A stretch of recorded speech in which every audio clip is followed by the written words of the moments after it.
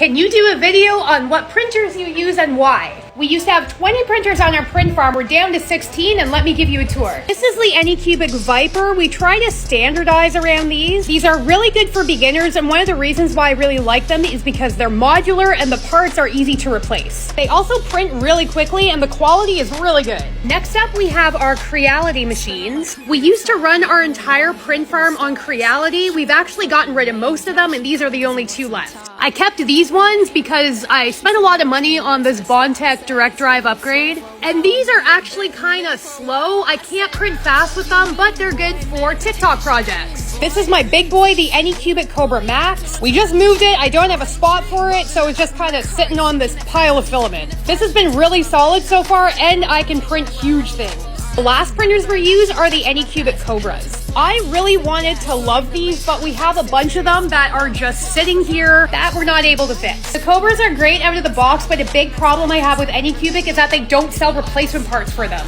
I can't get aftermarket parts, I can't get anything from Anycubic Direct, so when something goes wrong, which will inevitably happen, I can't replace it. We did also used to run two Ultimakers, but I just sold those because no one uses 2.85 filament anymore.